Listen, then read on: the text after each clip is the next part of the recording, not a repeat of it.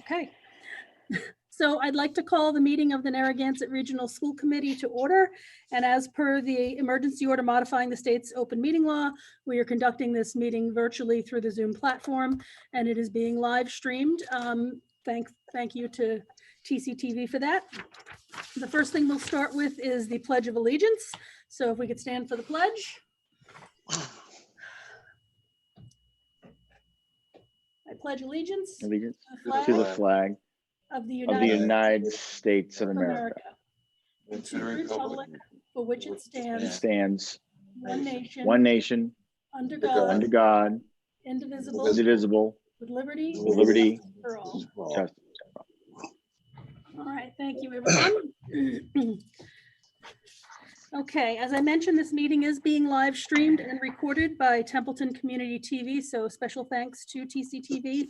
It's being live streamed on their YouTube platform, which can also be accessed through their Facebook page, and it will be recorded for posterity. So for anyone who is not able to log in and watch us live, they'll be able to view this on the page and on the YouTube channel afterwards.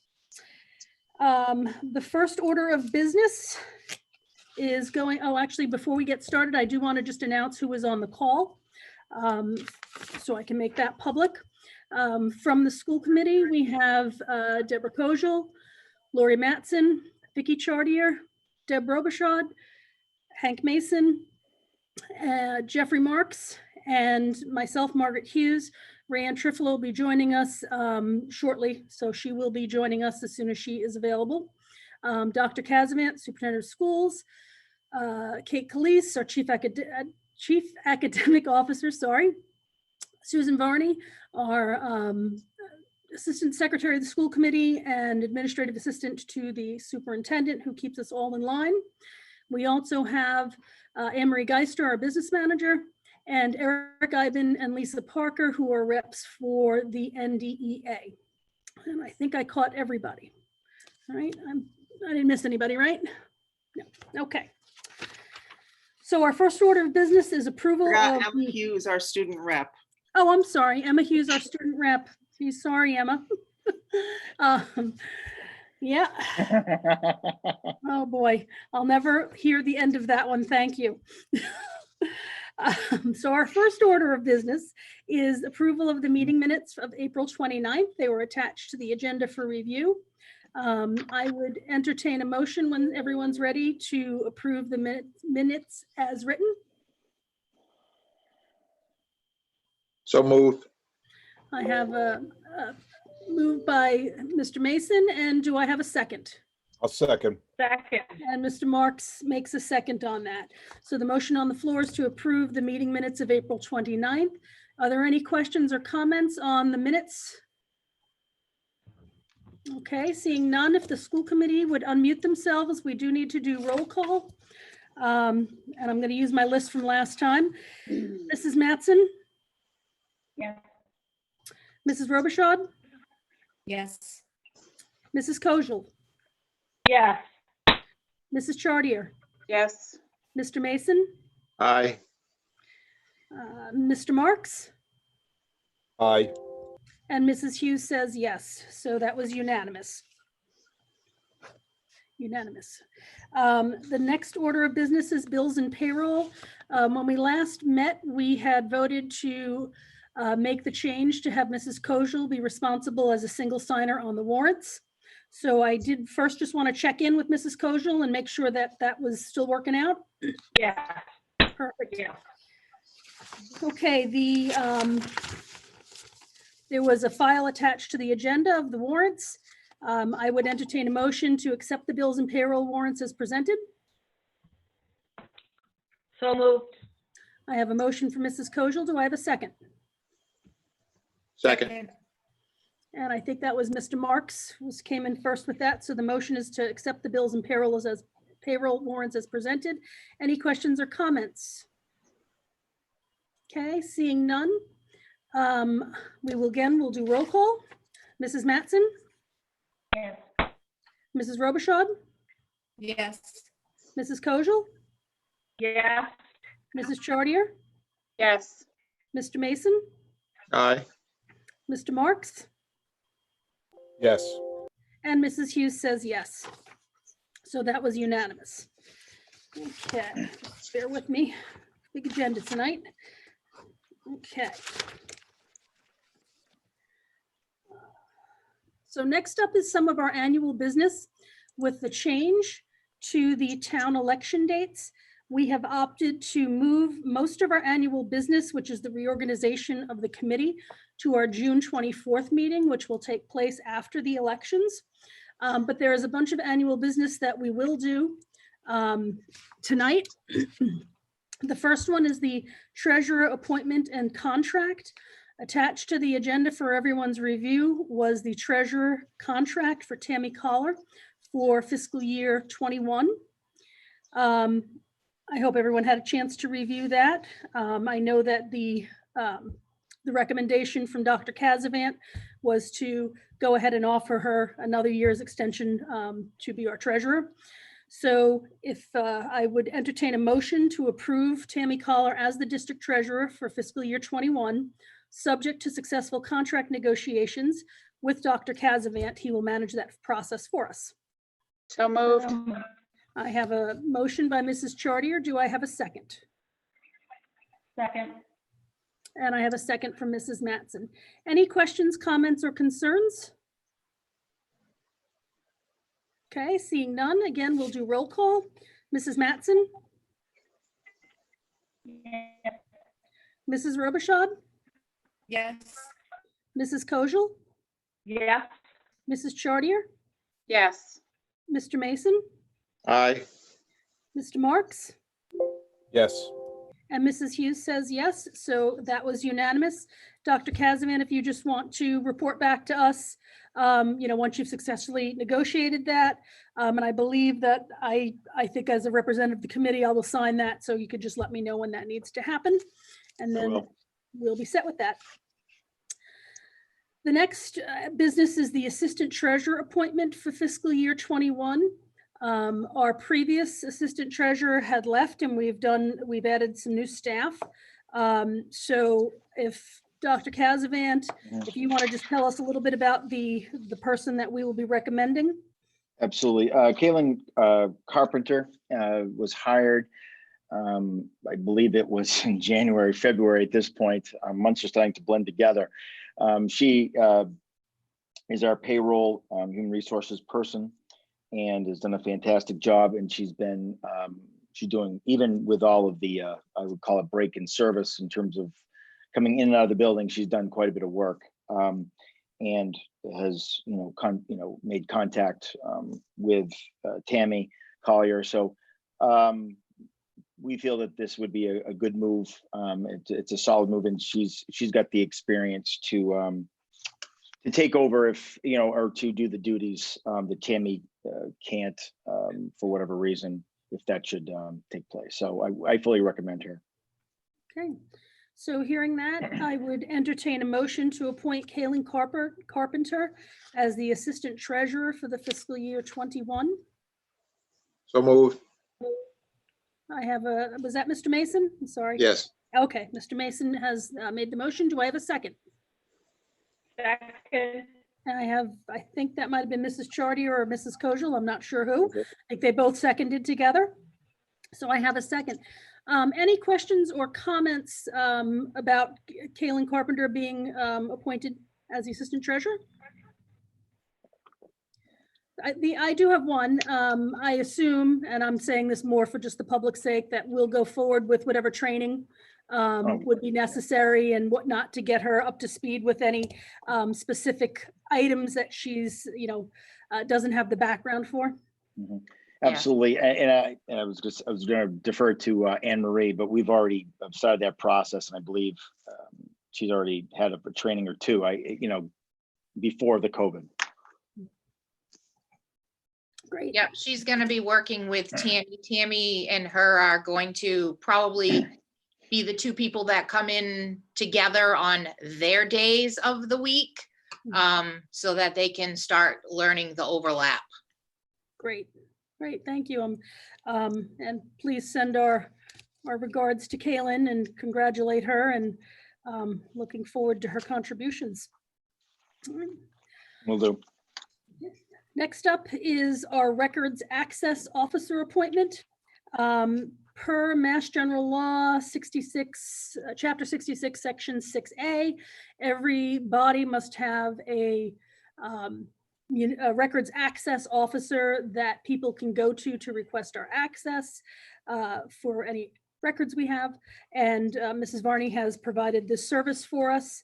So with that being the case, and she hasn't screamed and yelled she does not want to do it again, I would entertain a motion to appoint Susan Varney as the Records Access Officer for fiscal year 21. So moved. I have a motion by Mrs. Chartier. Do I have a second? Second. And I have a second by Mrs. Kojal. Any questions or comments? Okay, seeing none, we'll do roll call. Mrs. Mattson? Margaret? I Yes. just have a question. Did we actually vote on the last one that we just spoke about? Because I know we were going to, and then you said you had a question. Did we vote, Mrs. Varney? I don't think we did. No? Okay, my apologies. So we're Well, the gonna, motions were made, but the roll call vote did not take place. Thank you, Lori. okay. Yes, thank you, Mrs. Mattson. All right, we'll continue our vote on records access and we'll jump backwards. I apologize for that. There's too many things to keep track of. So we're voting, the current vote motion is for the records access appointment for Mrs. Varney. We'll finish that vote first, then we'll go back to the vote for the assistant treasurer. So Mrs. Mattson for the records officer appointment. Yes. Okay, Mrs. Robichaud, Yes. Mrs. Kojal, Yes. Mrs. Chartier, Yes. Mr. Mason, Aye. Mr. Marks, Yes. and Mrs. Hughes says yes. Thank you, Mrs. Mattson, for catching that. Now we'll go back to the open motion that was on the floor, which was the assistant treasurer appointment of Kaylin Carpenter as the assistant treasurer for fiscal year 21. I will do a roll call. Mrs. Mattson, Yes. Mrs. Robichaud, Yes. Mrs. Kojal, Yes. Mrs. Chartier, Yes. Mr. Mason, Aye. Mr. Marks, Mr. Marks, Sorry about that. Yes. okay, and Mrs. Hughes says yes. So again, that was unanimous. And again, thank you, Mrs. Mattson, for catching me on that. Okay, the next business that we have is the fiscal year 21 CAPS district representative. We are a member of the CAPS collaborative, and as such, we have to have someone represent the district on their executive board of directors. It must be the superintendent or a school committee member. I believe, Mrs. Kojal, you had been a representative for several years. Turn that over to Dr. Casavant. Dr. Casavant has indicated he's happy to continue doing it unless there is a member of the school committee that would like to step in and go to the meetings. I think they meet about once a month. So is anyone interested in taking the position as our CAPS representative? Hearing a lot of silence, then I would entertain a motion to appoint Dr. Christopher Casavant as our fiscal year 21 CAPS district representative. So moved. Thank you. I'll say Mrs. everyone. Kojal made the motion. Do I have a second? Second. And I have a bunch of seconds from either Mrs. Chartier, Mr. Mason, or Mrs. Mattson. Any questions or comments other than just a big thank you to Dr. Casavant? All right, seeing none, we'll do roll call. Mrs. Mattson, Yes. Mrs. Robichaud, Yes. Mrs. Kojal, Yes. Mrs. Chartier, Yes. Mr. Mason, Aye. Mr. Marks, Yes. and Mrs. Hughes says yes. And once again, thank you, Dr. Casavant, for stepping up and doing that for us. It's great. I love CAPS, seriously. So, great. And they love you, from what I understand, from the few that I spoke to at one of the meetings I was at. So that's great. The next one is the FLLAC. Do they call that FLAC? FLAC. Black, okay. I had a question on if we needed to actually authorize a representative, because I was curious, because I don't know a lot about them, so I was looking at them. And so I was reading a little bit, and their executive board is made up of their member school districts, which we're not an official member of. Right. So do we need to appoint someone? I wasn't sure on, I know I'd like to have someone who would represent us and get involved. So however you think the best way to No, do I that. think that, yeah, I think that that we should definitely appoint Dr. Salvados, and I've already spoke to him. He's actually one of the, he's held a position or two on their exec board at times. So I think that it would make sense either way. And of course, I'm the backup, I believe. Yes, I'm the alternate. So one of us would go, but John does a lot of that business. Great. Okay, so we would appoint, I would entertain a motion then to appoint Dr. Salavardos as our fiscal year 21 FLAC representative, with Dr. Casavan acting as the alternate for him. So moved. I have a motion from Mr. Marks. Do I have a second? Second. And I have a second from Mrs. Kojal. Any questions or comments? Okay, seeing none, we'll do a roll call again. Mrs. Mattson, Yes. Mrs. Robichaud, Yes. Mrs. Kojal, Yes. Mrs. Chartier. Did Vicky drop off? Okay, so it I think looks, she did. yeah, it looks like, oh, here she's come back in. We'll give her a second too.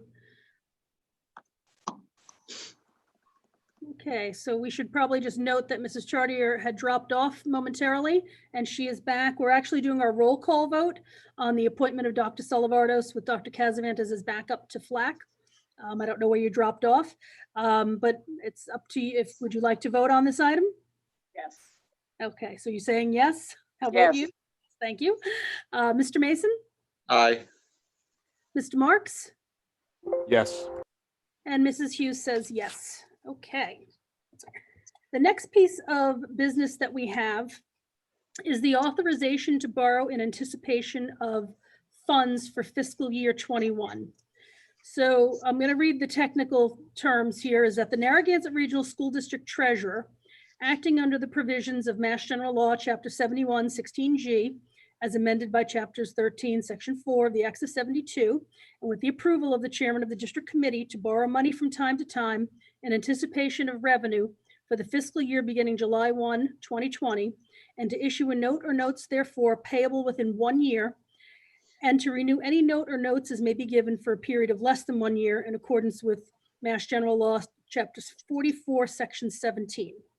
So basically all that's doing is authorizing our treasurer to borrow funds in advance of receipts. So if we needed to pay some bills, but we were waiting on funds to come in, and we knew that we were definitely getting those funds, she could borrow in advance, and we would be okay. So it's almost like it's really a revenue anticipation note is what it really is. So with that being said, I would entertain a motion, it's a long one, to authorize the Narragansett Regional School District Treasurer, acting on the provisions of Mass General Laws, Chapter 71, Section 16G, as amended by Chapter 13, Section 4 in the Acts of 1972, and with the approval of the Chairman of the District Committee, to borrow money from time to time in anticipation of revenue for the fiscal year beginning July 1st, 2020, and to issue a note or notes therefore payable within 1 year, and to renew any note or notes as may be given for a period of less than 1 year in accordance with Mass General Law, Chapter 44, Section 17. So I would entertain a motion for that. I have a motion by Mrs. Mattson. Second. Do I have a second? Was that Mr. It was Mason? Hank. Second? Yes. Yeah. Okay. So I have a second by Mr. Mason. Any questions or comments? This is just our annual business that we do. Okay, seeing none, we will do a roll call. Mrs. Mattson, Yes. Mrs. Robichaud, Yes. Mrs. Kojal, Yes. Mrs. Chartier, Yes. Mr. Mason, Aye. Mr. Marks, Yes. and Mrs. Hughes says yes. So that was unanimous. Our next item, I'm going to just ask Mrs. Geister. We've been carrying this fiscal year 20 budget transfer requests. Normally, we would do them in either May or June. So I'll put it out to you. We're ready to address that yet, or will we do it at our next meeting?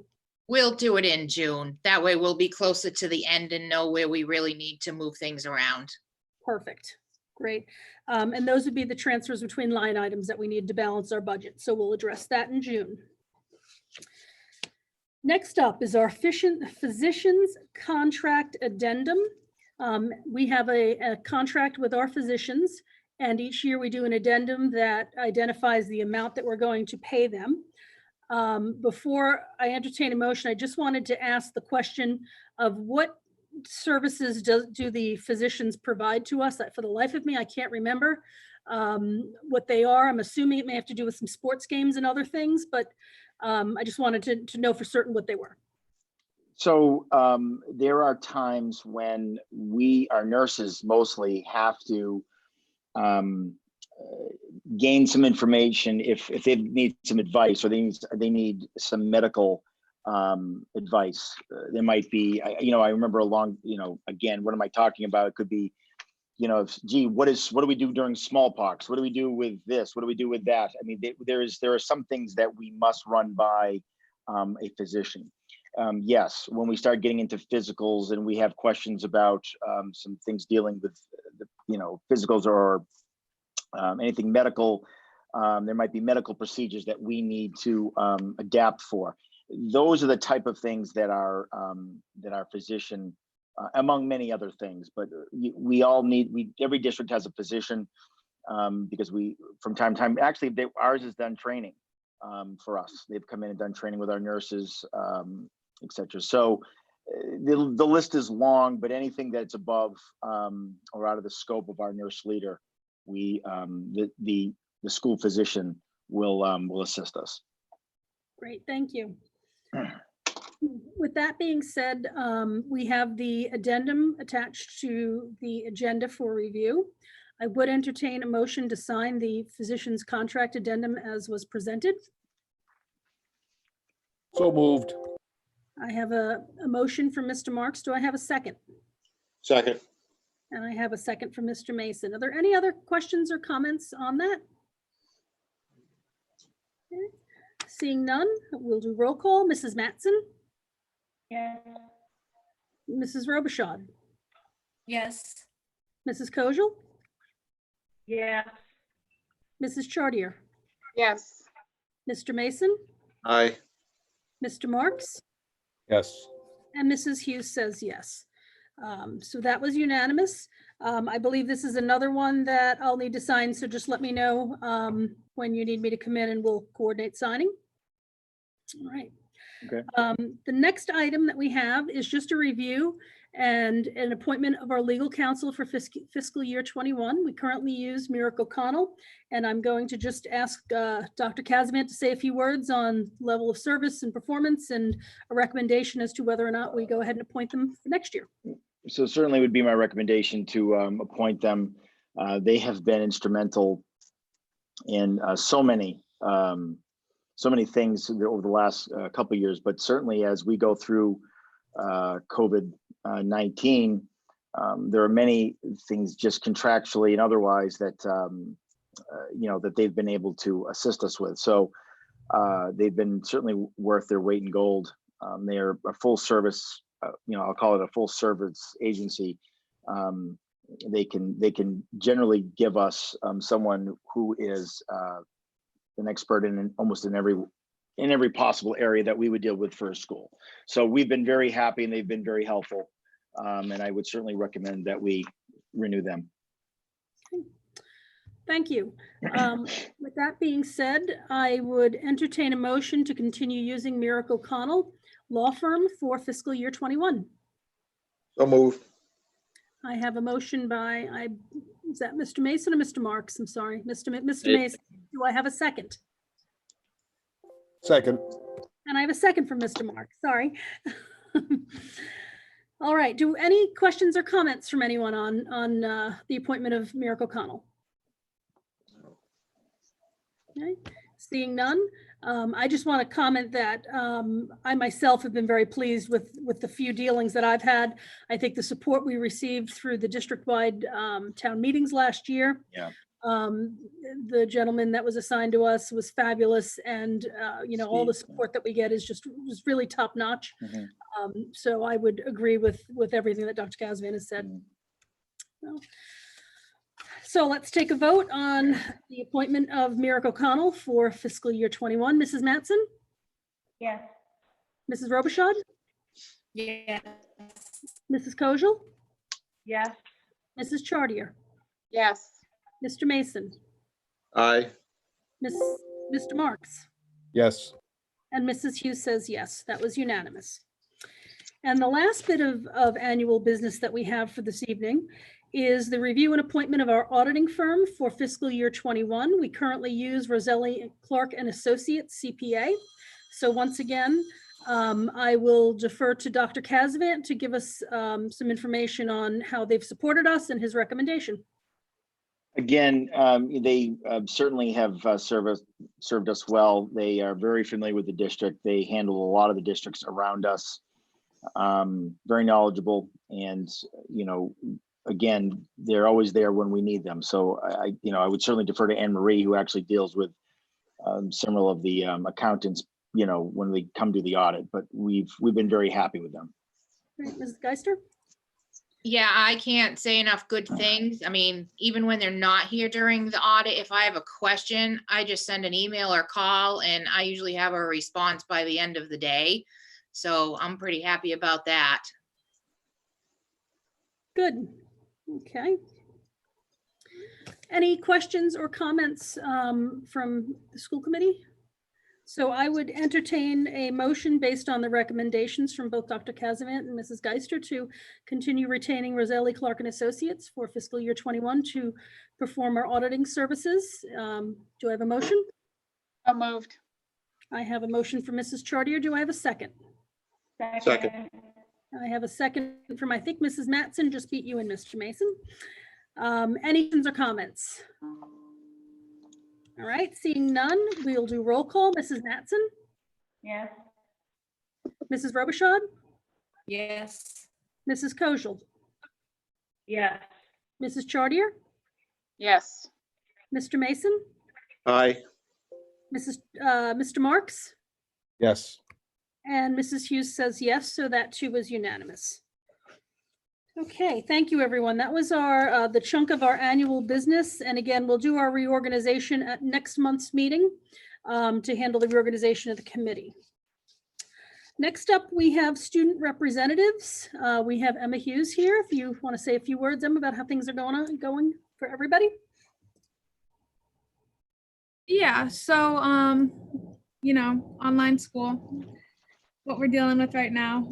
So specifically at the high school level, classes have been continuing, Zooms, whatever.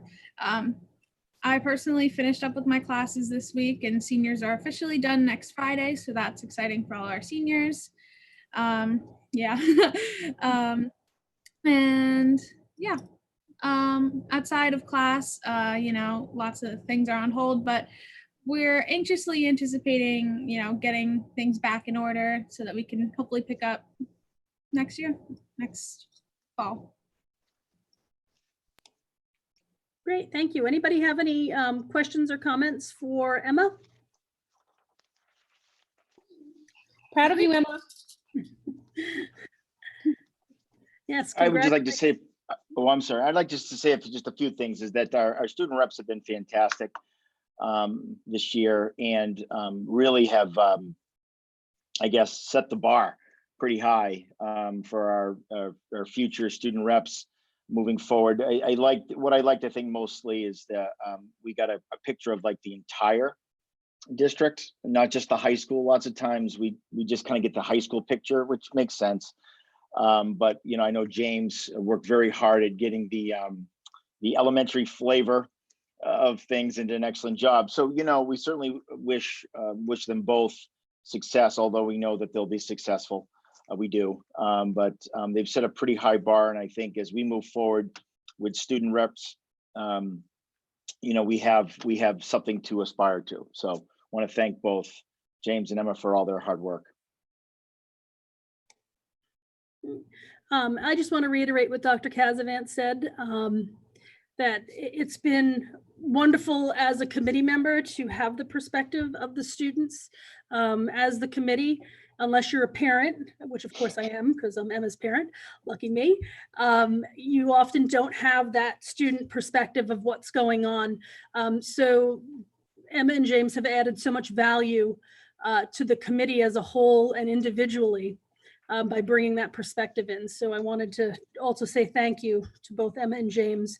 And I look forward to whoever will try to sit in your chair next year. I think though that knowing the two of you, you've probably given whoever's coming up some very good guidance and will be available as a resource. So thank you.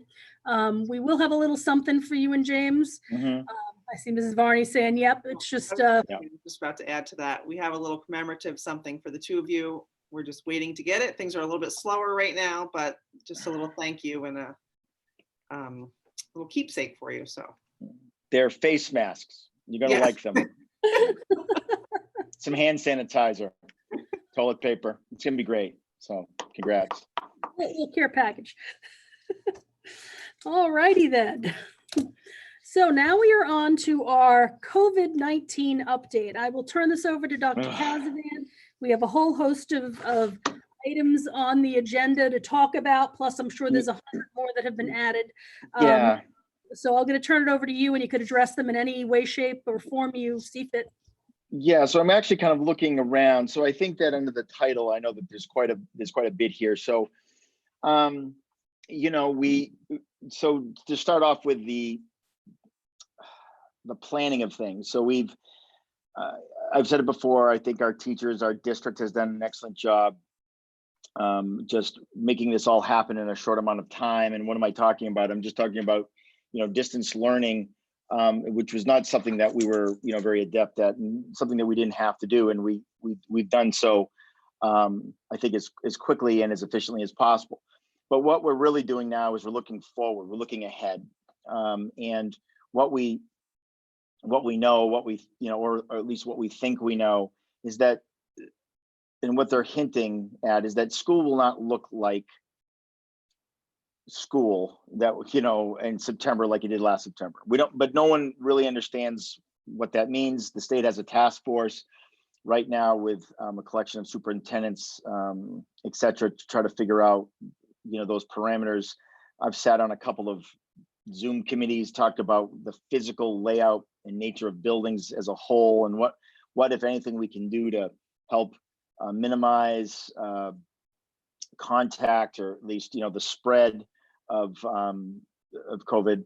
I know that, of course I know because I'm part of it, but we've started discussions, you know, in our own district right now with Eric and Lisa and Kate and myself to really kind of figure out the rules of the road, you know, in September. And what does that mean? What do our teachers need? What do we think our students need? And so we're going to put out we're definitely creating surveys. I know that Kate is in charge of one.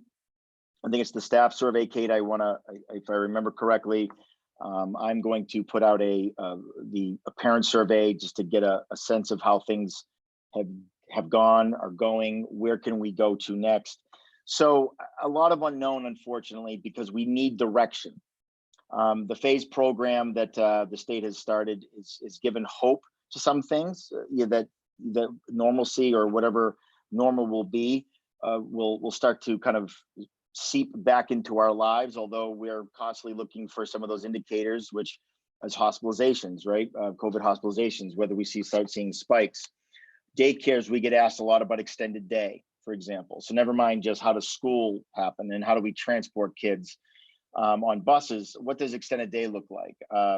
What about sports? What about everything? And unfortunately, the answer is we need guide. We need the guidance from the state, because they do set, you know, kind of the parameters in which the rules of the road. Our Board of Health has been very, very helpful. They've been, you know, anytime we've needed something or we've had to run something by, Lori Wood has been great. But and I'll get to that in a second, how that comes up through graduation and a lot of other things. And so again, we'll have hopefully more. We've been promised that by the end of the school year, that within the next couple of weeks, we're going to have at least the beginnings of what we should be thinking about and how we are to prepare. I think we're ready to do that. We just need to know what direction we're to go in. So in terms of that, I guess the business of school, that's where we're at. Yes, we're still trying to figure out the finances of FY20, FY21. That's going to be something, that's going to be an ongoing thing in terms of how we manage that. But in terms of educating kids, I like our chances, right? So I like the people that we have formed up. I know that as our group expands, we're going to have very focused teachers and administrators, et cetera, to figure out what we can do better next time. Because again, it's the very first time we've ever done this or anyone's ever done it. So we know that we all need to improve. So let's get right to graduation, right? So let's get to the kind of some of the big ticket items. A couple of weeks ago or so, I asked for some type of direction from the seniors about what were they thinking, and what did they want? What did they want to do? And Emma, and I don't know that James isn't on, but really surveying their group, because this is about them. And much of it was, let's try to keep, and I'm going to truncate this, but much of it was, let's try to have something as traditional as possible, even if and by the way, we want it in June-ish, right? And I'm going to use my June-ish kind of the word. We weren't sure when in June. Well, we knew that information was coming out from the state. We did receive Tom Scott from the Mass Association said that the governor was going to maybe put out some guidance about graduations at the end of July and August, and how that may look. And so with that information, back to the high school, I went and said, look, this is the information. Emma, was today, I believe, that wherever you are, they put out the survey again today. Was it today that you put out that survey? So the survey went out. In essence, it's like, what do you want? Do you want to just graduate in June with a lot of restrictions? Or do you want to roll the dice, literally, in a sense, and wait till July and August, the end of July, beginning of August, and see if there's some type of, if we're able to relax some of these restrictions to have some semblance of a normal graduation, and I say that because I don't think any of us believe that they were just going to lift the lid off of this and back, to 1,000 people in the gym, or, a couple hundred people on the out on the field. So the plan that was put forward was very, very detailed, but it in essence, it had a staggered arrival of like 200, 300, 400 people scattered across the fields or up in the bleachers, etc. And it was very intricate. It was very detailed. And I did share that in essence with Lori, the Board of Health, and she was just like, oh my God, yeah, that seems a lot. But she did agree that let's see what we can do at the end of July and the beginning of August, and let's work together to see what would be safe, what would be what would be acceptable. I commend this group because I think what they've wanted all along is, one, they wanted to do it together, and two, they wanted to have some semblance of tradition. That's the, when I spoke and what I understand, that's what I my takeaway from everything. The one thing that we are going to do, just to be clear, is that in June, these graduates are going to receive their physical diploma, right? The actual physical diploma, because many people will need that moving forward and, and doing what they're going to do. And when we have the graduation at the end of July, early August, we will use a dummy, copy or just a sleeve, but everyone regardless will receive their diploma in June in normal time. So we're gonna, out of these 60 respondents at 2 o'clock this afternoon or so, I know that that's probably changed, but 40 folks, seniors had voted to roll the dice, wait to the end of July, beginning of August, to see if they could have, if the rules are relaxed and have some semblance of a graduation. It's my recommendation, obviously, and my feeling that, they've been through a lot, the senior class, and, we should, whatever the majority is, we should listen to them and do it whatever we can within the bounds of, what the Board of Health and what the state will allow us to do, of course, but try to do something as grand as we possibly, as grand as we can possibly do and be. So we definitely have the support from the Board of Health. We just need to run, of course, everything by them. And so do I want to pause here? Maybe there's some questions or, at this, from this point on, because there's, of course, a lot of other things for COVID. So I'll start with the first question. So these seniors were supposed to graduate June 5th. Is that what their diploma says? So they will officially be graduated June 5th?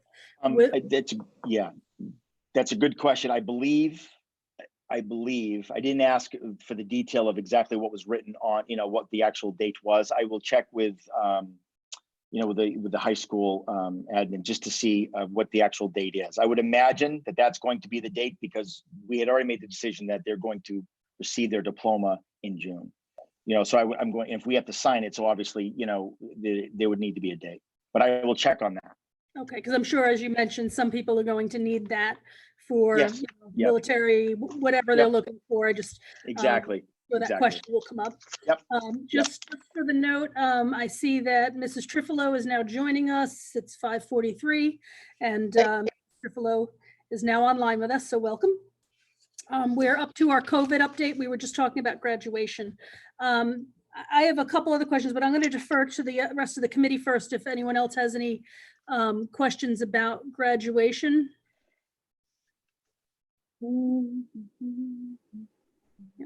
Okay, so my other questions were, and I guess I'm just, I will be interested to see, because obviously a lot of things have come out in the last week with the reopening and whatnot. I have some concerns because although a good portion of the students indicated they'd like to do this, as traditional as possible, and they'd be willing to wait, we also have a population of students who aren't going to be around, either because they will have entered the military or won't physically be anywhere near. And I'm just curious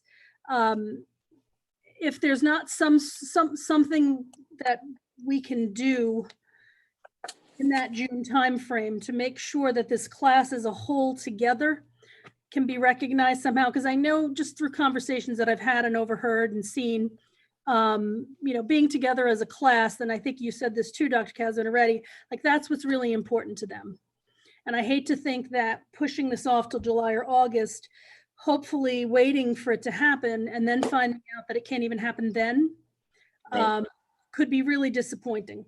So I don't know if there's been discussions yet about, what is being done, what can we do just to have some sense of closure sooner rather than later, closer to that June 5th date, and then go forward with plans to hopefully be able to do something more traditionally, like we normally do at the later time frame. I know that in speaking, again, without getting into specifics, I know that in speaking with the Board of Health, that the rule of 10, as I'm going to call it, would have to be strictly enforced as of right this second. So as of right now, And so to do something as a group, whatever that means, would probably not be plausible or possible, just given that. Let me just give you an example, like some of the options that we've been talking about, like, so picture the gym just in your mind, picture the stage, picture everything that you've seen, at least aesthetically for graduation being set up, and, almost a time slot. So, Adams comes in with his mom and dad, or her mom and dad, I'm making this up, and there's mom and dad with the photographer, obviously, and I'm there, you're there, they read the name, we record it, we snap a picture, we have a photographer there, obviously. And we actually have it all the way down to like a little grab bag, a graduation grab bag, because again, the shake and take, all of that, that's really where we were at. because if you are going to practice social distancing, and they're saying that we must, that, you know, you almost have 10 people just with the people who need to be there, or should, however you want to put that. So you know, yes, and there are hundreds of other options that we've seen on Facebook, on Pinterest, you know, I mean, you know, everything from, you know, you know, up in Mount Wachee, they're going to use the ski lifts and drive-throughs. And I mean, it's just, there are a ton of different ideas. I think that they did a nice job, the entire group, kind of sifting through a lot of them. They looked at a lot of different options. Some of them were just unbelievably expensive, just beyond, you know, what one would, you know, think would be a normal price. So, you know, when I explained that, you know, out a little bit to the Board of Health, they were like, yeah, that sounds about right. In other words, you know, it's almost something that you'd almost have to, that's it. That's what you're going to have right now, like, in essence. And again, without going into the stark detail of it. So, you know, I think that waiting till July and August, no one, I don't think anyone really thinks that by then there are going to be 600 people in the stands or whatever. And it's going to be literally exactly like the graduation that we've had for, umpty years. I think that what the hope is that something is relaxed enough where there's enough people can be together to celebrate. So to your point, Ms. Hughes, I think that that's exact, from my understanding, that's what they're trying to do. They're trying to have something that they can physically be at least together, you know, for their last kind of hurrah. You know, it's, given what we have right now, I think it's difficult to make that call. I don't think anyone is willing to do that. I mean that at the state or at the local level, just given all of that. Yeah, it's, you know, it's kind of funny looking at the directives with opening that places of worship. Yeah, So 40%. I mean, and I can I tell you as a COVID update, because this would fit, you know, we, as everyone, if you don't know, we for years have rented out, which happens almost in every school district, but our auditorium is rented out to a local church. So church service takes place, and that is appropriate and it can happen. Well, you know, when we check this out, it is a place of worship. So they can utilize, with all the restrictions that come with that, 40%, and they have to look at this whole thing. But yet, you know, if I'm to be cynical, I can't have graduation. And I think that I think that they plan to do that, from what I understand. In other words, I think there's a plan in place in their minds, but they want to see how these smaller groups kind of work, you know, how it works out, quite frankly. So, yeah, I think there's a lot of irony, right, in some of what's happening in the news and how they're phasing things in. I mean, I receive about 4 memes a day about, you're allowed to, you know, be lined up in the grocery store, but you're not allowed to line up to graduate. I get those all the time. I get it. It's just that we have to follow the rules as they are. I guess they didn't ask me to like it. They just asked me to follow it, so to speak. So. yeah, and the only other example I'll throw out there, which the irony, just to put more of it out, is they graduated a class of, I think, 240 policemen at Gillette Stadium. How did they manage to do that graduation? And we can't have 73 kids on our football field. But they were 6 feet apart, and exactly right. That was my point, is that I can literally space out 70 kids. Yeah. I can, you know, but they're saying that the crowd itself would not be spaced. So I get it. I do. Yeah. It's disappointing. It's disappointing. It absolutely is disappointing. I don't have a good enough answer. That's for sure. No matter how I go.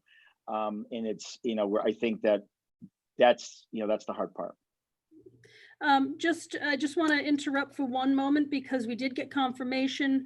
Crystal Smith posted in the chat on the YouTube channel that the diplomas are printed with the June 5th date. And I know Mrs. Varney just texted me that Mrs. Vassal had also confirmed. So we have double confirmation. Perfect. The diplomas will say June 5th. So. Awesome. Thank you. I was hoping somebody would save the day. So thank you. Yeah. I think Mrs. Mattson, you have something to say? Yep. Just unmute yourself. Sorry, I was hitting the wrong button. As far as getting together and the rule of 10,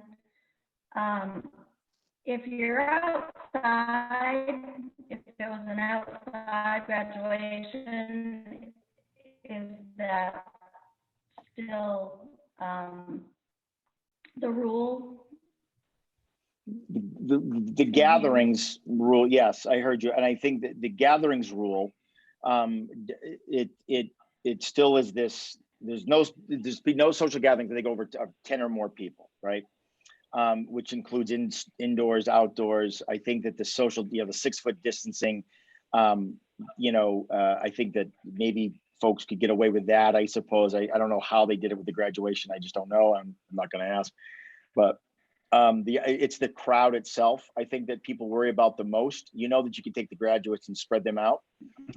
It's the audience that is hard, because there was 400 people that were at the very minimum were 400 would be at the graduation, just parents and other folks, but.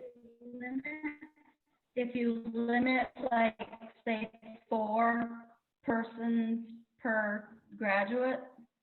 It'd be 4 times 70. So, I mean, I think that that's the issue, right?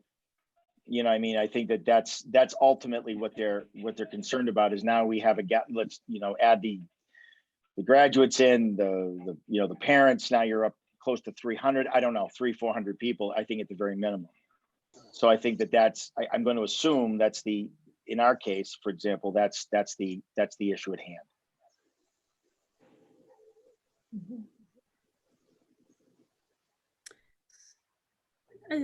You good, Mrs. Mattson? Did you have anything else?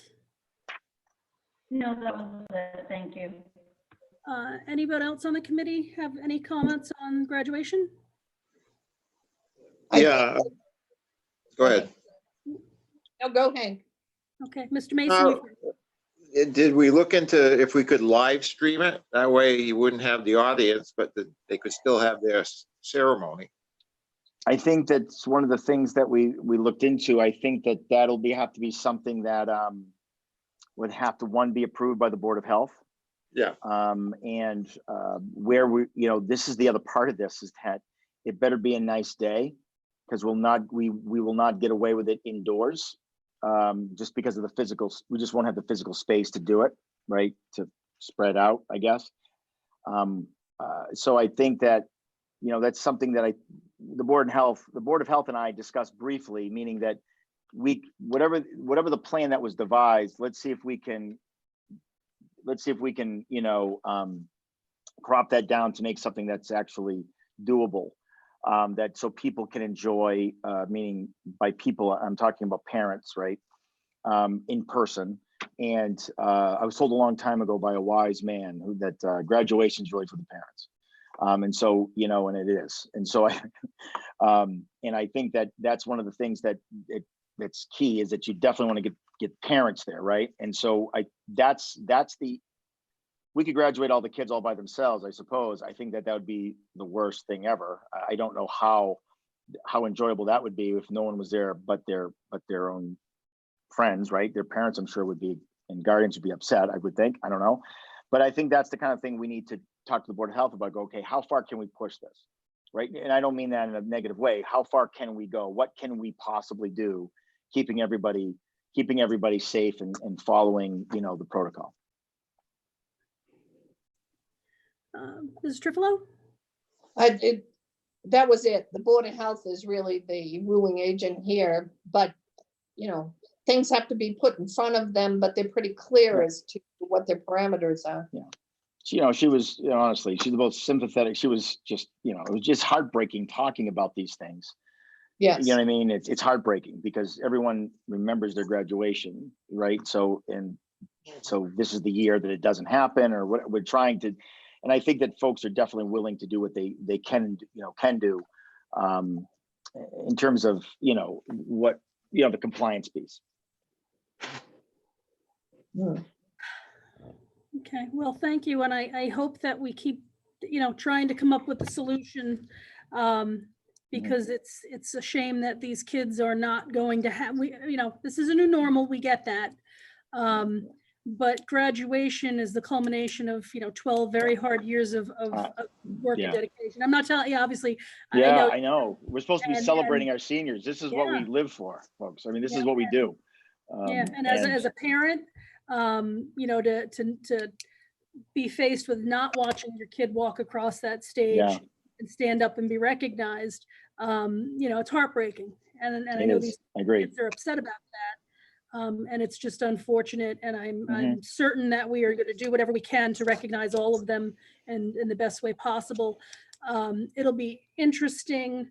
And I hope that since some of these graduations around us and with people we know are happening now, we might be able to, like my niece is graduating with a virtual graduation this weekend. I can't wait to watch it and see what it's about.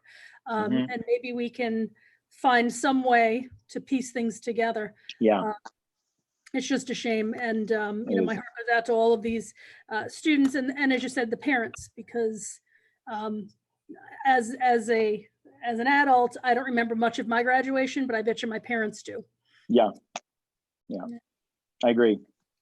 And like I said, I think we've got a lot of support. We're going to do what we can. No one is literally trying to, to thwart it. I just staying within the bounds, right? Anybody have any last thoughts on graduation? If not, we'll move on. Looks like we have exhausted that topic for the moment.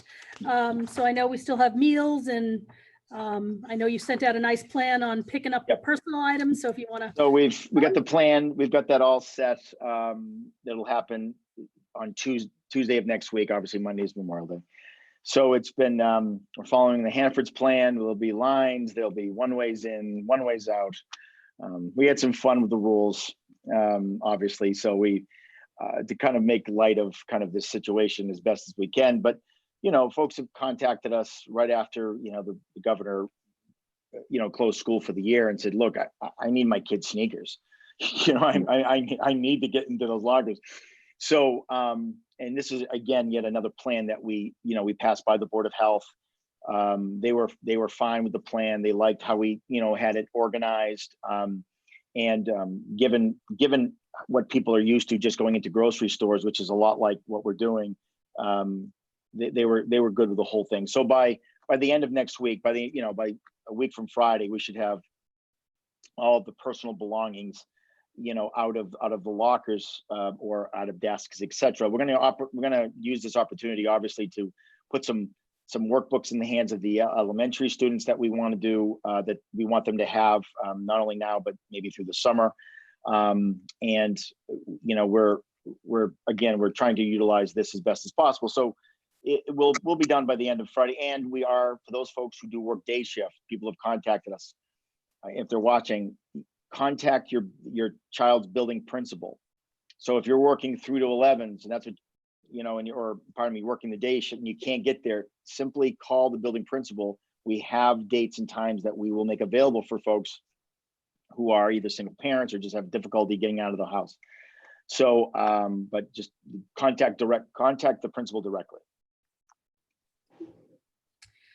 And I think the last thing really, because you touched upon the budget, because there's grants and other things hopefully coming, but the last thing was the meals.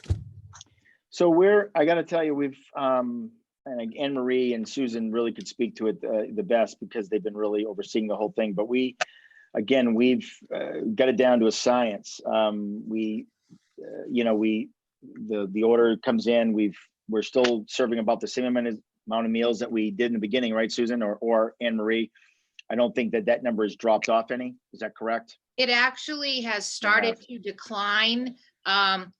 On the run that Susan and I personally have been doing, we had 2 of our families contact us and say that they didn't want them because there's been an increase in the SNAP benefits for people. So they're choosing to go that route rather than coming to get the meals from us. We actually, we were serving about 1,200 a week. Last week, it was down to about 1,000. We were running with a survey, but we did away with that this week to see if that increases the numbers at the meal locations at all. So that anyone 0 to 18 can go to those locations and get a meal. You don't have to be a member of the school district. Anyone 0 to 18 can go get them. So we're gonna look at those numbers and see if that worked any better. It's certainly easier for Susan and I not have to chase the spreadsheet each day and stuff. You know, we've just, you know, the reimbursements on those meals. I mean, we have received both March and April reimbursements already. So that's really good that their state is turning that around really quickly. So, you know, so far so good. It's still a lot of meals going out here. Yeah. And thank you to everybody who's involved with that. It's a wonderful service. How are we doing with volunteers helping? Do you have enough people helping out with the deliveries? Are you looking for any additional assistance? It seems to be the same group of people that are doing it. They've kind of gotten into their groove. They have their own routes that they do. Ed has a certain amount of cafeteria staff that are coming in each week to help him out. We have a pretty active volunteer list. They rotate a little bit, but now it's getting down in weeks. They're kind of the same people, but going well. Okay. Good. Anything else about with our COVID update? Because I think we've touched on just about everything. I think so. Any, I don't think we have anything. Yep. I see, Mrs. Trifilo, did you have a question, comment? No, I just would like to have, I know the number of meals that have been prepared and given to community students so far. I believe that was 10, may I have that number of total meals? It's 12,000. it's probably about 150 to 200 a day, and this is week 9. So say 200 times 3, 600 times 9. So probably close to 50,000 meals. That's an amazing feat. And it's, you know, it's a commendable that it's in the hands of the families that need it. Yeah. That's a lot of food in the right A lot of place, food. Right. in the right place. So I thank you all for getting that done. Okay, anything else? Anyone have any other questions at this point with what we've discussed, how we've been impacted with the COVID-19? Okay, so seeing no questions or more additional comments, we'll go on to our next section of ongoing business. We have the business manager's report, the 4 files that Mrs. Geister puts out there for us. Does anyone have any questions or comments or think about it while I turn it over to Mrs. Geister to just give us a little bit of commentary on where we are? All right, general fund, as we know, we were going to come up short with our revenue this year because of Medicaid. Charter school revenue is down as well. We were supposed to take in $20,000 for the year. We're going to come up short, probably about half that. We're only receiving $400 a month, which isn't a bad thing because that means the kids are staying in our district. They're not going to the charter schools. But again, right now, without getting the final receipts in June for things, I'm thinking we're going to be about $150,000 short on our revenue side. So that means the expense side of it has to make that up. And it's going to be tight. We're not going to see E&D for FY22 like we have in the past. It's going to be considerably lower this year when we do certify it. So that's pretty big. And that's going to impact, like I said, FY22, it's going to be huge. It's going to be doing business a lot differently. As far as the grants go, the state always offers for the federal monies that there's a rollover provision. What they did this year is the state automatically took anyone's grant that had a balance of more than $100 and they automatically rolled it so it can continue. So none of this COVID really affects the money. It's not being lost. It's just being put off. So it's actually a good thing. I mean, we don't have a lot that's rolling over, but we did have a considerable amount of our Title II money that was going to be used for PD this spring, and it can't happen. So rather than losing it, it's rolled into next year, and now we can figure out how we will use that next year for whatever the parameters are. Revolving accounts, they're pretty much holding steady. Just keep in the back of your mind that there's many expenses still coming out of all of them, but there's no revenues going into them because we're shut down. So that's gonna affect us in the future too. We may have to rethink some of our expenses that come out of those accounts. So there's a lot going on. We're wrapping things up. Orders will be starting in probably like a month. You know, the new stuff is gonna have to, I'm gonna have to get the POs from all the principals. So it's gonna be just as busy a summer with that stuff as it normally would. It's just, what are we gonna be ordering? How are we gonna do it? How do we, like, it really is gonna take some time to coordinate deliveries. A lot of places, I've had like several people that cancel our orders because they see that we're a school district and decide that we're not here. Schools are closed. So there's been a couple of things that I've had to like reorder 3 times just to get them to come and be on the phone. Like, yes, we are here. Yes, I have custodians here. So it's happening. It's just sometimes you gotta work a little harder to make it happen. Anyone have any questions or comments on any of the information from Ms. Geister? I had one question because last month we talked about the music theater revolving account and the musical, and I know we were going to do some more research and figure out the cost of the play and whatnot. Were you able to get more information? I know you were potentially thinking of asking us to either come up with a way to reimburse the account so they're set for next year. So I didn't know if you had an update on that.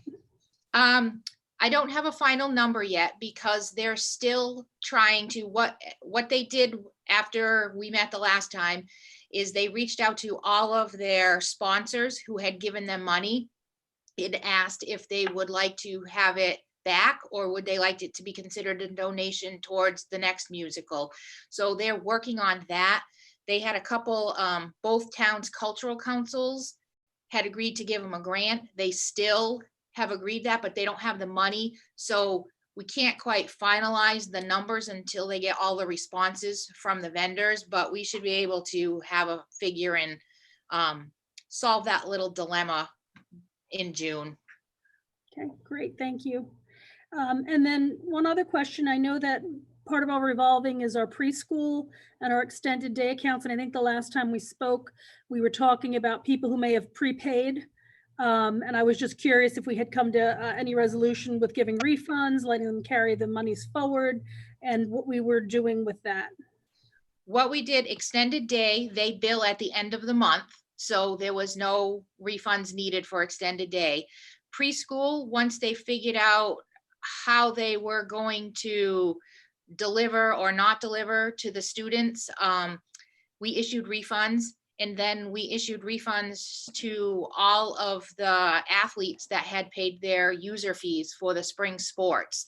So those checks are actually going in the mail tomorrow. Great, thank you. All right. Anybody have any questions or comments? Okay, seeing none, we'll go on to the next topic, which is our superintendent interim evaluation, which will take place in the June timeframe. Attached to the agenda is a link with the updated document of evidence for the evaluation. I'm going to create an individual, it'll probably be just a Google form survey for each of the school committee members to fill out. We'll aggregate that data and then I'll work with Kate, because I don't remember how she told me to do it, to put the summary data into our database. Yes. So with the closure of school and the loss of one of our valued technology people, I'm not sure that we're ready to move forward with the new system. The document that I gave you definitely that Chris gave you definitely has all the links and everything that you need. If you want to, we could chat about that separately, but I'm not sure that Okay. with the closure and with the loss of the tech person.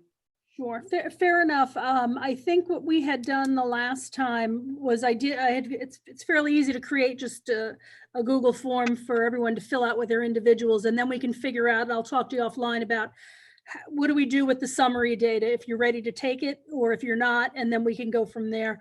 But we'll have that. I will send a link out to the school committee members within the next several days. That'll ask you for your feedback for the interim. I just need to review again exactly what the parameters are of the interim review. It focuses on the goals rather than that rubric. The final evaluation, we actually have to go through every single rubric that we've chosen on the indicators, I'm sorry. And this one is really focusing on the goals. So I'll set something up. It shouldn't take a lot of time to fill out. It'll just take time to go through the evidence to be able to fill it out.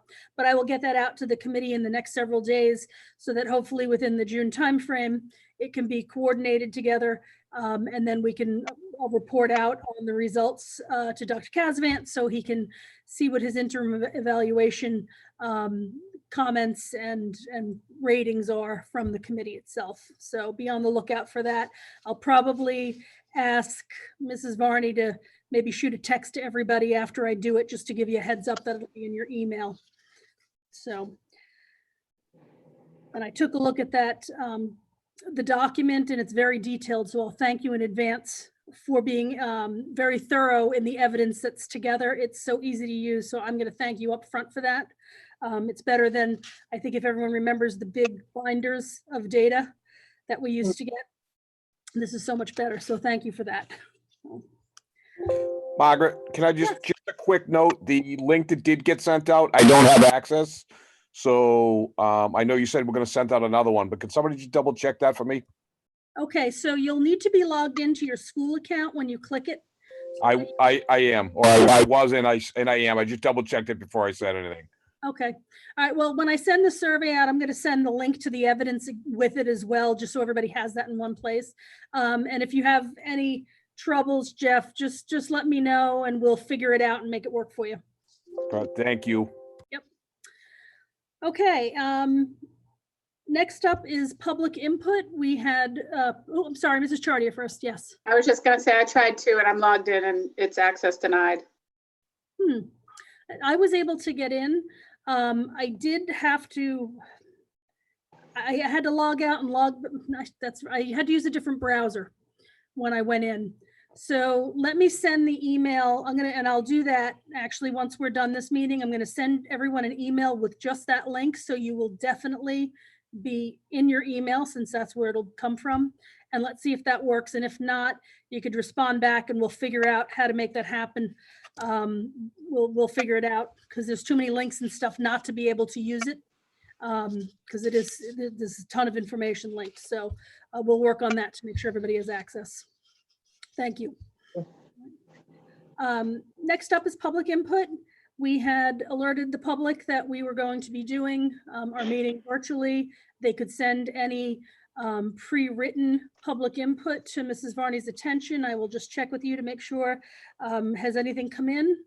Nothing has come in. Okay, so there is no public input.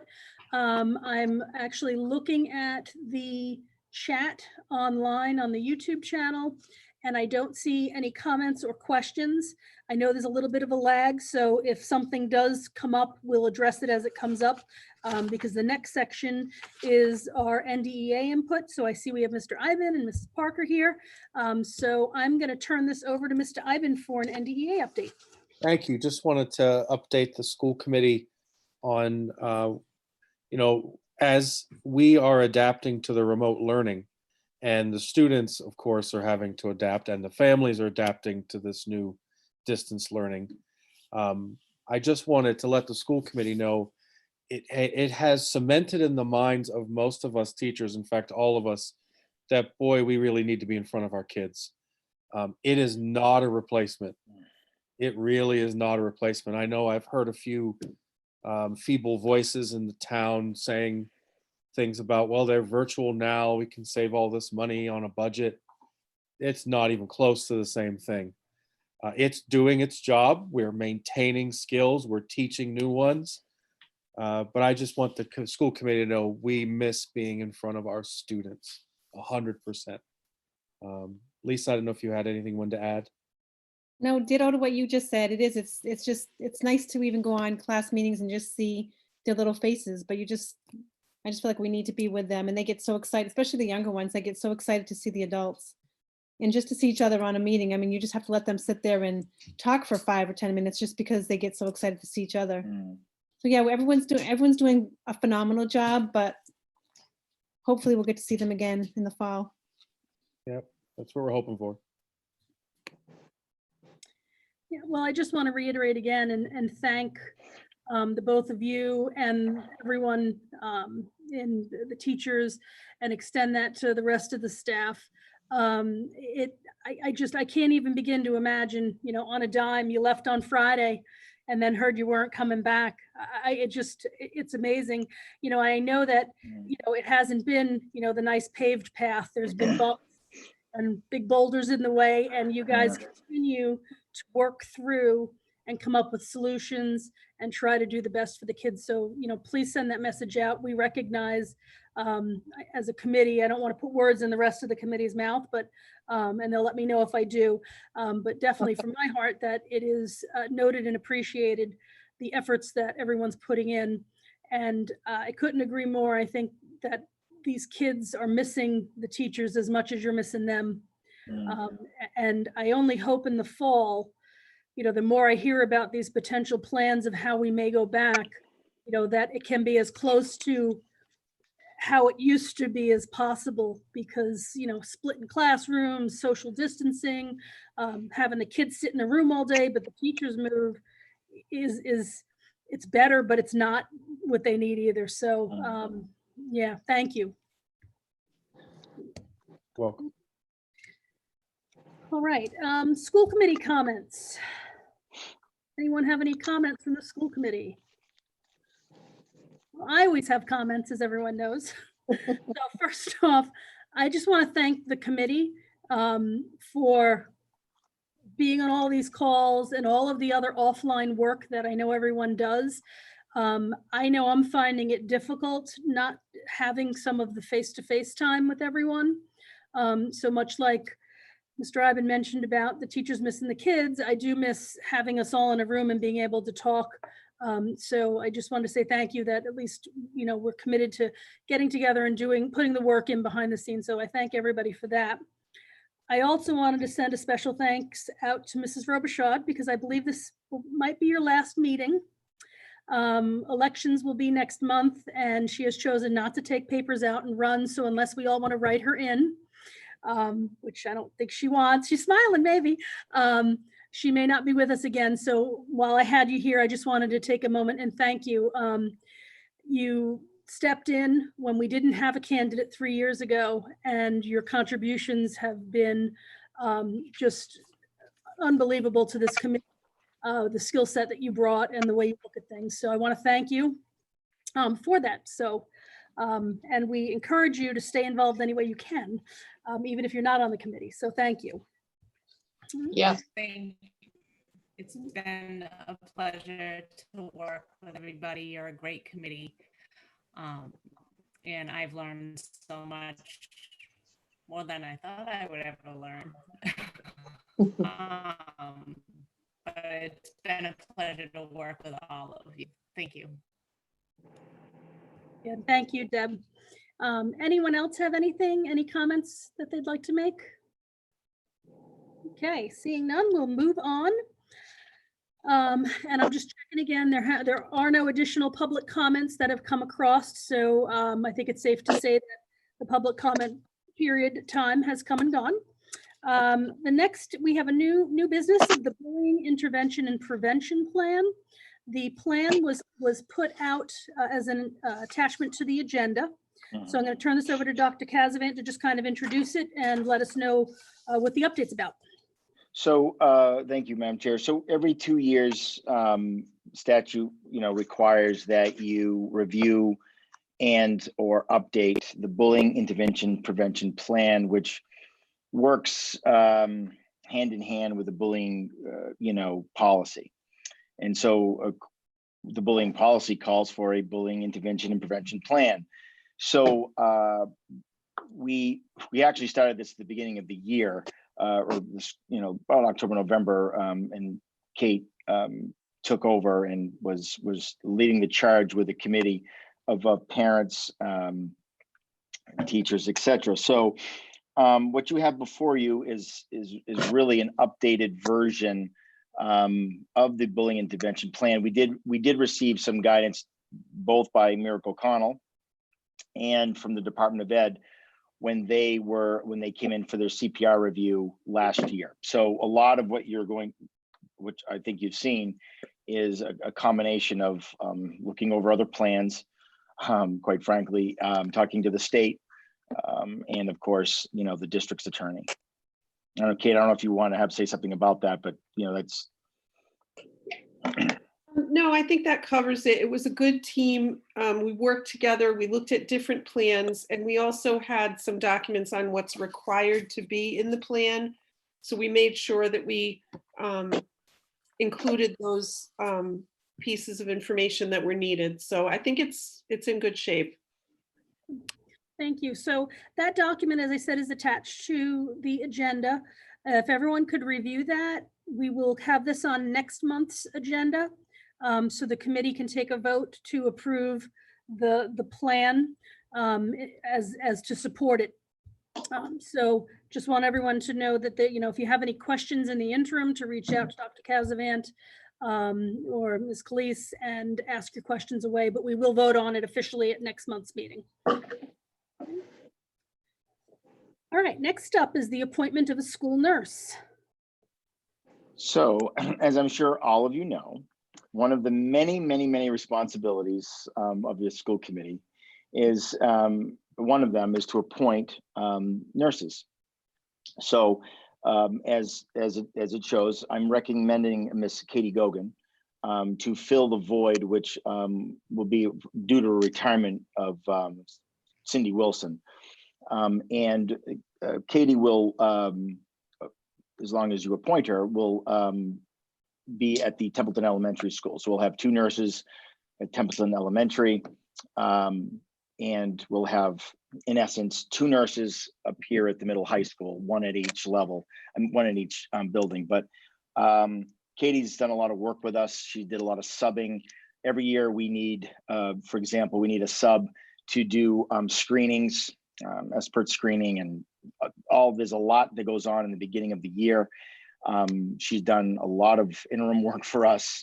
She's been around almost all year, actually. So we're very lucky to have her, honestly, because it's very difficult to find nurses, especially to work in schools. So, what I am doing is recommending to you for appointment Ms. Katie Gogan for the school to fill the opening that will be created due to her retirement. Great, thank you. So with the recommendation of Dr. Casavant, I would entertain a motion to appoint Katie Gogan as a school nurse. So moved. I have a motion by Mr. Mason. Do I have a second? Second. And I have a second, I believe that was Mrs. Tripolo. Any questions or comments? Okay, seeing none, we'll do roll call. Mrs. Mattson? Yes. Mrs. Robichaud? Yes. Mrs. Kojal? Did Mrs. Kojal drop off? I believe No. No, there she is. I see. Well, this looks like she may have just dropped off. No, she's there. Is there? Okay. Oh, there you are. Okay, yes. You popped off my screen for a minute. Mrs. Chartier? Yes. Mr. Mason? Aye. Mrs. Trifilo? Yes. Mr. Marks? Yes. And Mrs. Hughes says yes. So that was unanimous, and, please congratulate Mrs. Katie Cogan on the appointment as school nurse. We look forward to her joining the team. Thank you, I will.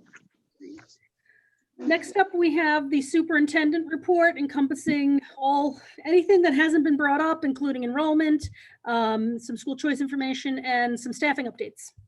So in terms of, I'll just get right to the enrollment. We've seen obviously zero move either way. It's exactly where it was honestly 2 months ago. And that's to be expected given the fact that, everyone is hunkered down, frankly. And so from that perspective, we're right where we were at for the last couple of months. In terms of the, just a couple of things here. So I think I want to start with the CARES Act. Templeton, the Selectman's office, the town administrator contacted me to talk about the CARES Act, but ultimately there's monies that have been divvied out to every town in order to cover expenses that were had during the crisis, COVID crisis. I liken this to when we went through the ice storm, quite frankly, and it was FEMA, NEMA, that type of aid, and you had to list everything and to see if the expenses were reimbursable, so to speak. So we're going to provide, given the request from the town, we're both towns actually, because again, it would require both towns, but we're gonna generate a list of expenses that we've incurred because of the COVID-19. One of the primary ones, quite frankly, will be the busing that we've used to deliver meals. I'm just using that as an example. The list of approved expenditures it's long, and that you really have to create kind of this list, and once you apply it, whoever they are, but certainly I would believe somebody from FEMA or from the federal government will look at this and to see if they warrant to be reimbursed. So we're going to go through that process and create that in conjunction with both Phillipston and Templeton, and see where that goes. So interestingly, this is kind of an add-on. I think as folks kind of poke their heads out of being quarantined, and I mean that for all of us, I think that what's happening is that we're getting back to whatever normal was or is. I've been approached at least 4 or 5 times in the last couple of days, asking me if for example, are the rumors true that the 5th grade is being moved to the middle school, back to the middle school? Is it true that is the 8th grade going to be programmatically assigned to the high school? So now this group, of course, has been intimately involved in all of that for the past year. If you think about going back to May of last year, and you can kind of trace all of this back to 1/12, et cetera, right? FY20 budget. But what's not lost on me is that there are people, for a variety of reasons, that just are not have not been made aware of some of these pending challenges and changes, which, by the way, I guess just because we're being recorded, we're pre-COVID. So I want to go back to these are the decisions that this committee that we've needed to make prior to COVID-19 really coming into play financially, quite frankly.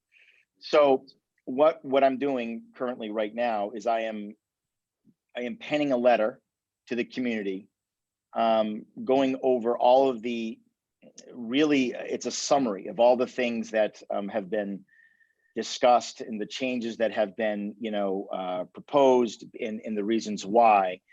And we're going to send that email out via email on Friday. And what that's going to do is link to all the YouTube videos of the school committee meetings, The documents that are there, they're already posted. The documents that have the slide presentations, which of course are posted, on the website, et cetera. So again, in a means of transparency, just to make sure that people understand that these things are definitely happening. And they've been discussed, and they've been discussed ad nauseum and through the meeting process, but there are quite a few people who just they've really been taken back. As a matter of fact, I thought it went forwarded, but to the school committee, but an email just really, asking or upset as to the 5th grade coming back to the middle school and the reasons why. So, as folks know, I dabble in Facebook when asked. When I'm asked a direct question, I've been on a little bit more than I have been in the past, answering some of these questions, and it became obvious to me that I need to, at least formally and in writing, kind of summary letter and send that out to the community. And I'm hopeful that will go out by Friday. So again, I don't know what questions have come to the committee, from the community, but they've come to central office, they've come to my attention, and certainly more than one. So I wanted to make sure that I addressed some of their, or at least answered some of their questions, and then provide them with the information where it at least originated. I think that's a great idea. And I think we would have normally been doing that anyway, probably a little closer to year end, just to say, hey, here's how next year's shaping out. So I think it's a wonderful idea. I think the email that you're referring to, I think went to the entire committee. We've all seen it. And even out on Facebook, as you said, we do see the comments. So any additional communication, I think, will be welcomed by the community, because as you said, the plans are in place. And this was not as a result of COVID. This is how our budget just happened to needed to be created. Yeah. Thank you. And so that'll go out again, hopefully Friday, with the appropriate links, et cetera, with the information that has been posted on the website. In terms of staffing update, we are eminently going to hire, or at least we will announce who the assistant principal candidate will be for the high school. Again, Kate ran that committee. I think there were over, Kate, if you could ballpark the amount of, I think there were 25, candidates, 35 candidates, or something to that effect. So a great committee, went through all of that and through the process. And if I understand it correctly, they were checking references and making the final decision. So obviously we'll notify the committee once that has happened. But I have nothing to update, obviously, at this point, but we'll, as soon as we can, as soon as we are able to, I should say. In terms of anything else, we don't have, as of right now, I don't know of any staff changes that are official or otherwise. So we'll, I'll update the committee as we go forth. Did we hire the tech position? Yes. I thought gosh, I could have swore I talked about this last meeting. His name is Percy Edie. Yes, and so he has been hired. I believe it was, if it wasn't right at the last around the time of our last school committee meeting, it had to be very close after. But there was quite a few candidates for that as well. And Mike and the team hired a gentleman by the name of Percy Edie. And matter of fact, he's already started. So he's really just hit the ground running. And he's going to be a great asset to the group. He really will be. Great. Okay. Anything else that you want to include as part of your report? Well, other than to thank Deb Obershot for everything. This job isn't easy. I'm not talking about my job, your job. My job's easy. Your job is hard. But certainly want to thanks for all the hard work, because you certainly came at a time when there was quite a bit of work to be done, and want to thank you for everything. Certainly adding definitely a bit of humor to it all, which certainly I can appreciate. So I want to thank you for everything. Thanks, Chris. You have a lot more work ahead of you. You don't have to remind me. You don't have to say that. Just thank you's enough. Thank you. All right. All right. Okay. All right, well, thank you for the updates. Other items not reasonably anticipated. There's only one thing that was just sent out and that I was thinking, it's not really even an item for deliberation, but I know that we received our audit report, and Mrs. Geister had forwarded it out to the committee. I did want to ask the committee for consent to have the academic administrative subcommittee take a look and have a discussion with Dr. Casavan, and usually Ms. Calise is in those particular subcommittee meetings with the items on there, just so that we don't hold off and wait for when we can get our auditor to actually come and present to us. Yeah. So if, so I'd like for us to vote that would be okay. So I would entertain a motion because it's not on the official list of items that the administrative academic subcommittee works on. So I would like to ask the committee to allow it, and I would entertain a motion to do so. So do I have a motion as such? So moved. So I have a couple. I think Mr. Mason made the motion. Do I have a second? I didn't make it, but Oh, okay, sorry. Oh, and I have said, so I think it was Mrs. Kojal who made the motion, and then Mrs. Trifilo who made a second on that then. Any questions or comments on making that happen? Seeing none, we'll do a roll call. Mrs. Mattson, Yes. Mrs. Robichaud, Yes. Mrs. Kojal, Yes. Mrs. Chartier, Yes. Mr. Mason, aye. Mrs. Trifilo, Yes. Mr. Marks, Yes. and Mrs. Hughes says yes. So the administrative academic subcommittee meets, I think, the first Monday in June. It might even be June 1st. And we'll have this as an agenda item just to go over the management letter and figure out what to report back to the committee at the next meeting so that we continue to follow up on any items that are there. But it looked like, I mean, there was no incidents reported, so it was a great report. You know, they just noted a few things that obviously we want to follow up on. So great. Thank you, everyone, for that. All right. So next up we have Ms. Calise, if she wanted to do a report on grants or anything else that curriculum and instruction wise that has come up.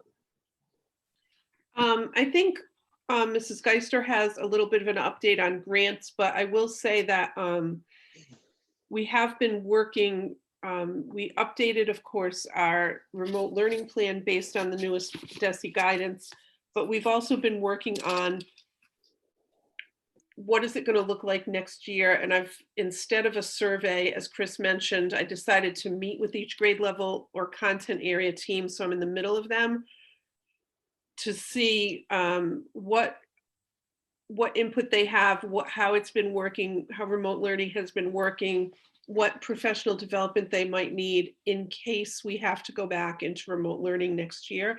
So we are trying to be proactive. Of course, we're using our crystal ball to determine what is going to happen. And, you know, there's such a range of things, but we are trying to stay on top of that to make sure that it's not like it was this time, which is, you know, as you said, Friday we were in school, Monday we weren't, but that we have a plan in place using the knowledge and information we got from having done this the first time. So that's kind of in process. I'd like to add that, you know, it's interesting because 99% of the time we are focusing on exactly what kids need because that's our job. But this time, I think we know what we think that the kids need. You know, we'd get them back into school, but really our focus is what do our staff need, and what do our parents need? Because those are the two groups right now that are holding, that truly are the foundation for all that we're doing now and what we're going to be doing. So we really need to start in a different place than normal, right? And that is what kind of training or what kind of you know, equipment, etc. do our staff and our parents need if in fact this is going to continue, or it, at least if nothing else, is intermittent. And so, Right. yeah, thank you. I appreciate that. The other part of that is, in these conversations, it's becoming clear that although we might have just the right kinds of resources for classroom teaching, we don't necessarily have just the right kind of resources in all areas for virtual teaching, right? So having these meetings with teachers is helping me to at least understand where those gaps are. And, you know, it remains to be seen what we can do about that, but at least we have some information gathering around that. Also, respecting what Dr. Cassavant said, you know, how can we streamline it for families and give them very clear guidance? So I'm hoping we do all this work for nothing. Yeah, so do I, but I have to say to you that what this will help do, we're hopeful, is to help alleviate the stress on all sides of this. So of course, kids, but certainly again, our teaching staff and our parents, because this is a tremendous undertaking, and we're going to be good, because we've got the horses to make this happen. And I mean that, and in all the respectful ways. But we really do need to figure out how we can retool or retrain, because again, we've been told to prepare for, we've been told to prepare for something that doesn't look like school. Yeah. And so that's kind of a hard, it's kind of a hard thing to prepare for. But it is. And the other thing that we've started, and these two things will kind of merge at some point, but I've started meeting with our counselors and our school psych to think about, before we think about academics next year, when we come back together, what social emotional needs are we going to have, and how are we going to meet those to make sure that, school is a safe place for kids who have experienced, and adults have experienced trauma of this situation. So we're kind of taking that from both ends. And, I've told teachers a number of times, the department has 4 working groups working on 4 distinct pieces of the puzzle. So they are pulling in superintendents and other people from districts to get information on that. But the department has a working group on physical and virtual environment is one. Teaching and learning is another working group. Operations and business services is the third, and then behavioral health and social emotional learning is the fourth. So I'm looking forward to the department providing guidance in those 4 areas when those working groups have completed their work. Great, thank you. And I think, Ms. Geister, you've already kind of talked about the grants, so unless you had anything to add grant-wise. Well, we have the opportunity, like under that CARES Act, there is a grant from the federal government. It's called ESSER. It's based on our Title I numbers, and Narragansett has been, well, it's not awarded because you have to apply for it, but we have $133,000 that there's 2 different options. You can apply for FY20 and use it on expenses that you've had between March 13th and June 30th, or you can apply it for FY21 with a July 1 start, which I think is the way we're heading. Yeah. It's not due until July 1, so we're just starting to toss around like what we might use that money for. One of the bigger things we're looking at is we do have a residential placement coming up that was not in our budget. When we had one 2 years ago, it's $165,000 a year. We could put it all towards that. It wouldn't cover it. I think putting a portion to it and spreading it out amongst all the other different components, so every department sort of gets like a piece of it to do something, is probably the way we're going to. But it just came out, it's not even a week old, so we really haven't had time to talk about like where our needs are for next year with it, but we will definitely take advantage of the whole 133. We also actually it's not really a grant, but the Department of Ed is making me report it like a grant, is that rural aid money. We got our second payment and our vans are ordered. Of course, Ford is making respirators, not vans right now. So hopefully sometime next fall, we will actually see them. Great, thank you. All right, any questions or comments from anyone on the committee? Okay, seeing none. We've got some subcommittee work, academic administrative. We've really covered, I think, everything that we discussed at the last meeting. So I'll ask Mr. Trifilo, is there anything that we didn't cover here that we discussed at the academic administrative subcommittee meeting? I think we're good. Okay. Facilities. I don't know if the team had a chance to meet. I know they hadn't the last time, and we were talking about summer work and what you could push up. I don't know if anything's been worked on with that. I can speak just to that briefly. We haven't met, but the custodian just started back this week. So I know that Rick would like to have a meeting, Hank, next couple of weeks or so, now that we've got everybody, or at least the folks who are going to be back. All right. Okay, great. Look forward to an update at our next meeting on that. Long-term planning, we haven't met, but I did want to just discuss the one item that the long-term planning subcommittee has been kind of spearheading, which is the regional agreement amendment committee RFP that we had put out. We had asked for responses, but I think by May 29th was the date. And one of the things that I wanted to just alert the committee is when we do the bid opening, that the long-term planning committee will kind of spearhead with the bids to then bring them to the school committee at our next meeting, where we can hopefully review them and then make a decision on who we will have supporting us through our regional agreement amendment process. So I will come back offline. It's Mrs. Kojal and Mrs. Mattson and myself and Dr. Kazavan. I'll circle back with you offline about trying to set up a meeting, because it'll have to be done virtually.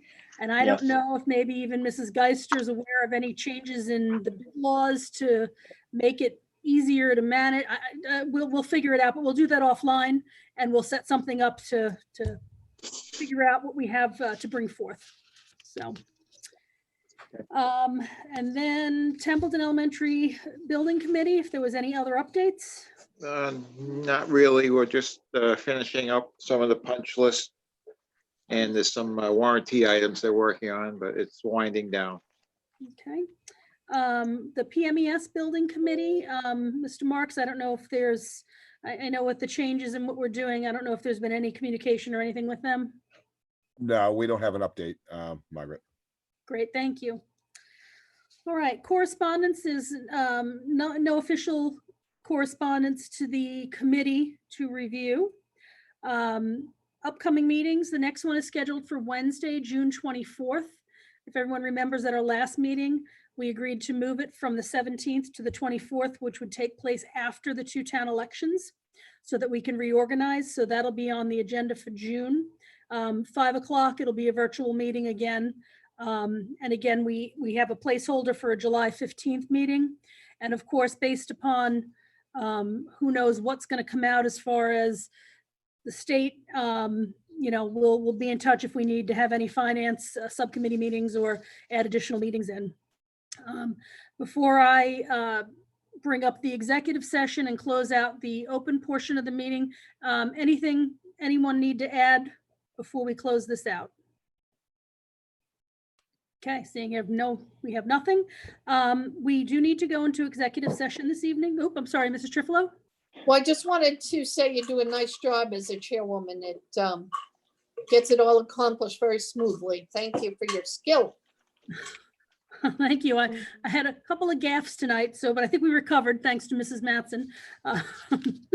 Anyway, so thank you. With that, we are going to close out the open session of our meeting and go into executive session for reason number 3, to discuss strategy with respect to collective bargaining. And we will not return into open session afterwards. So we will close out this whole public portion of the meeting. I would entertain a motion to do just that. Enter into executive session for reason number 3, to discuss strategy with respect to collective bargaining or litigation if an open meeting may have a detrimental effect on the bargaining or litigating position of the public body and the chair so declares. And the meeting will not return into open session. Do I have a motion? So moved. I have a motion by Mrs. Trifilo. Do I have a second? Second. And I have a second, I think, Mr. Mason, I heard you first. With that, we will do a roll call. Mrs. Mattson? Yes. Mrs. Robichaud? Yes. Mrs. Kojal? Yeah. Mrs. Chartier? Yes. Mr. Mason? Aye. Mrs. Trifilo? Yes. Mr. Marks? Yes. And Mrs. Hughes says yes. So I would like to thank everybody for coming this evening. I thank Mr. Ivan and Mrs. Parker for sharing the view from the NDA, as well as Emma Hughes from the student perspective. And we will see everybody June 24th, if not sooner, at our next regular meeting. And the committee can hang on, and we'll go into executive session as soon as we get all the logistics sorted out.